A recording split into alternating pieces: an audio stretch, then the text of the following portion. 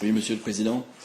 Je pense qu'on ne peut pas entamer cette session sans vous demander d'apporter quelques explications sur le vote des représentants du Conseil général au dernier CODERS du 18 avril, qui se sont opposés au projet d'arrêté de suspension d'activité de l'entreprise Aprochim présenté par Madame la Préfète. Je trouve ça complètement incompréhensible alors qu'en début d'année, vous aviez déclaré défendre les éleveurs et l'élevage contre vents et marées en Mayenne, alors que même s'agissant d'Aprochim, vous avez déclaré ici même et dans les médias que la police de l'environnement était dans la main de l'État. Donc je pense qu'au minimum, les représentants du Conseil général à ce CODERS auraient dû s'abstenir pour laisser libre cette main, garante de la sécurité des citoyens.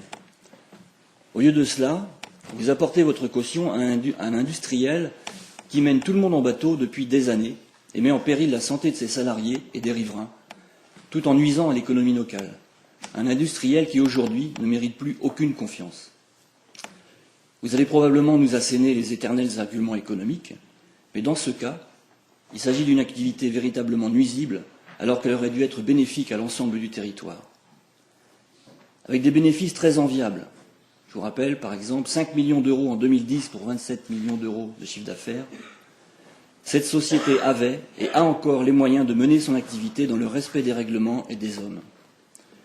Et si elle y mettait autant d'énergie qu'elle en met à poursuivre ses détracteurs en justice, je pense aux journalistes, aux salariés, aux associatifs, aux élus locaux, dont je suis, nous n'en serions pas là. Et dans sa configuration actuelle et dans son fonctionnement, cette entreprise, malheureusement, n'a plus aucun avenir et elle en porte seule la responsabilité. Je pense qu'en la soutenant, non seulement vous envoyez un signe d'abandon aux personnes qui souffrent de son incurie notoire, mais vous entérinez le fait qu'il est possible pour une société puissante de s'asseoir en toute impunité sur les règlements qui régissent ces activités nécessaires, mais dangereuses, lorsqu'elles sont mal pilotées, et ce qui est pire, en toute connaissance de cause, et pour dégager des bénéfices illégitimes. J'attends donc vos explications, Monsieur le Président, à ce sujet, d'autant que je ne suis pas sûr que la part silencieuse de votre majorité partage vos choix, d'autant que le bilan humain est très lourd et que la situation devient proprement insupportable. Vous évoquiez tout à l'heure les arbitrages courageux du Conseil général, et dans ce cas, je crains que ce soit l'inverse, et les Mayennais attendent plus de protection de votre part et de notre part. Merci de votre réponse. Monsieur Bourvil, je voudrais vous dire que je regrette personnellement les poursuites dont vous êtes l'objet de la part de cette entreprise. Nous sommes une assemblée politique et la parole est libre. Et donc, je suis à vos côtés pour défendre votre cause. Cela dit, je regrette que Madame la Préfète ne soit pas avec nous ce matin, puisque les engagements personnels pris de longue date ne lui permettent pas d'être à nos côtés. L'arrêté qui était mis à l'avis du CODERS n'engageait pas la préfète.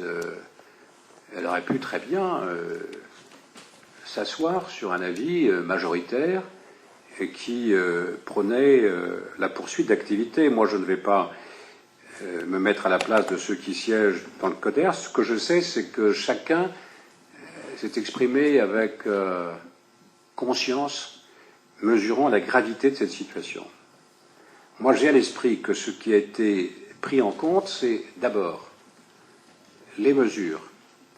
Les mesures par rapport à une norme que le préfet Piloton avait cadrée, spécifique à la Mayenne.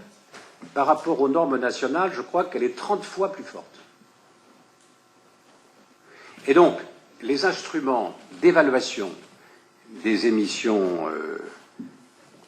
ont fait apparaître qu'il y avait quelques transgressions, mais que sur une période de plus d'un mois, mesurée donc au jour le jour, la moyenne des émissions était inférieure à la norme fixée de manière prudente, hyper prudente par le préfet Piloton, puisque cette norme est 30 fois plus lourde que la norme nationale.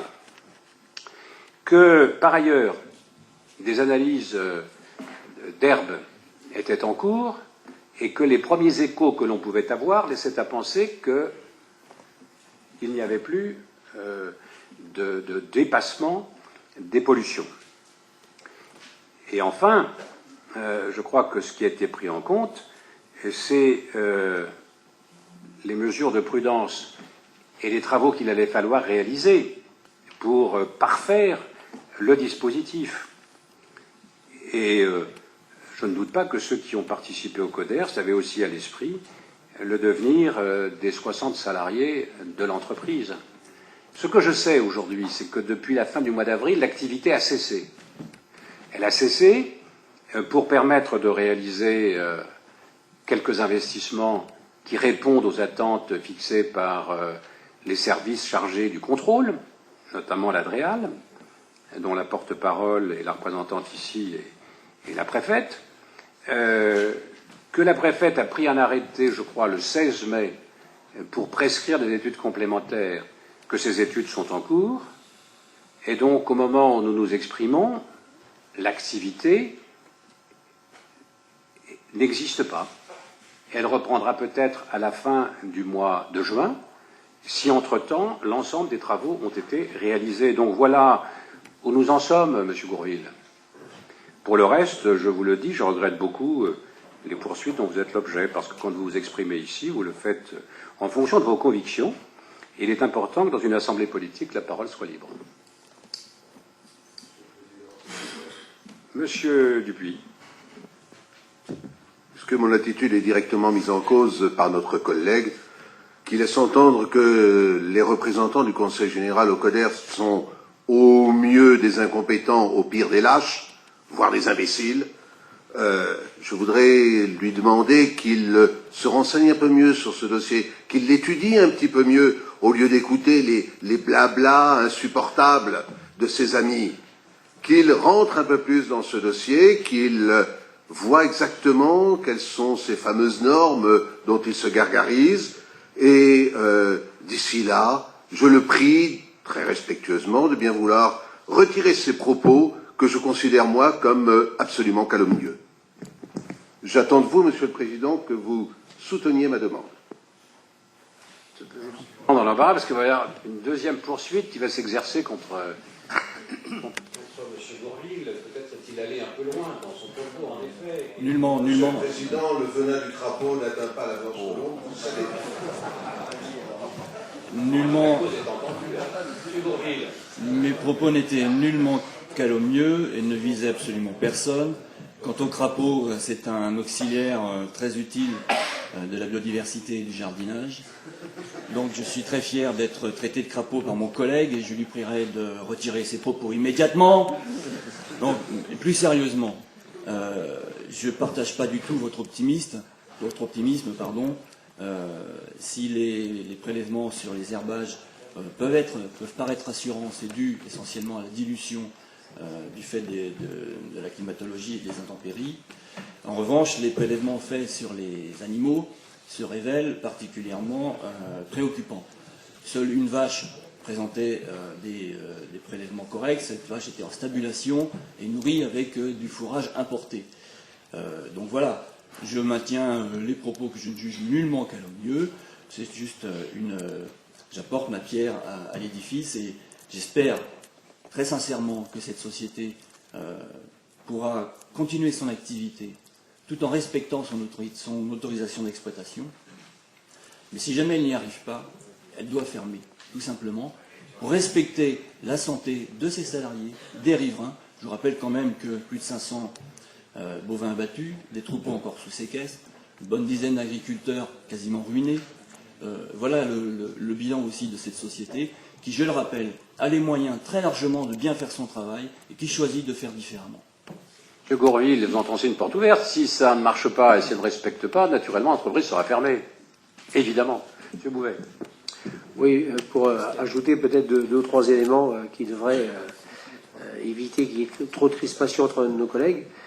D'abord un préalable, et dire que, au-delà des difficultés que rencontrent les riverains et les agriculteurs, il y a d'autres difficultés qui pointent leur nez, qui sont largement liées à la médiatisation qui est mise en œuvre par ceux qui se sont associés dans différentes associations locales. Et je pense que là, on est en train de démolir complètement toute l'activité des deux communes de Bouer et de Grand-Bouer, et sans doute un peu au-delà, à cause d'une médiatisation, d'une surmédiatisation. Ça, nous en sommes tous convaincus, et pour ceux qui sont au quotidien comme moi à regarder le dossier et à vivre avec les gens du secteur, je pense que l'excès de médiatisation rend impossible la vie sur ces deux communes. Je pense que ça, il faudrait bien que ceux qui s'opposent, pas toujours avec les bons arguments, en prennent conscience. Sur la question de l'arrêté, pour ceux qui regardent le détail aussi de ces arrêtés, le projet d'arrêté de la préfète, c'était deux choses. Un, on suspend l'activité. Deux, on demande des mesures complémentaires d'analyse et de mise en œuvre d'un certain nombre de choses. Le CODERS a rejeté. Et qu'a fait la préfète depuis? Elle n'a pas suspendu l'activité de l'entreprise, mais elle a maintenu l'ensemble des exigences de sécurité, de contrôle, etc., ce qui est évidemment une bonne chose. Donc, qu'est-ce qui fait la différence entre ce que la préfète avait prévu et ce qu'a dit le CODERS? C'est uniquement la non-suspension de l'activité. C'est tout. Parallèlement à ça, on vient d'entendre, et ça nous a été confirmé il y a quelques jours, que l'entreprise, depuis un mois, n'a pas travaillé le moindre transformateur. Ça veut dire qu'en fait, on est dans la situation où ce qu'avait prévu la préfète existe. Il n'y a plus de matériaux qui rentrent dans l'usine, donc l'usine ne travaille pas. Donc l'activité n'est pas suspendue par la volonté de la préfète, elle est simplement suspendue parce qu'il n'y a pas de matière à travailler, et l'ensemble des prescriptions qui avaient été prévues dans l'arrêté sont bien demandées aujourd'hui. L'arrêté est arrivé il y a peu de temps, une quinzaine de jours, je crois, une dizaine de jours, et donc l'arrêté, c'est exactement le même que celui qui avait été prévu. Donc il n'y a pas lieu je crois, s'inquiéter davantage. L'entreprise ne travaille plus aujourd'hui depuis au moins un mois, et l'ensemble des prescriptions demandées par la préfète sont maintenues. Merci pour toutes ces précisions, Monsieur Dujarier. Oui, Monsieur le Président, comme mon collègue Jean-Pierre Dupuis, je siège au CODERS.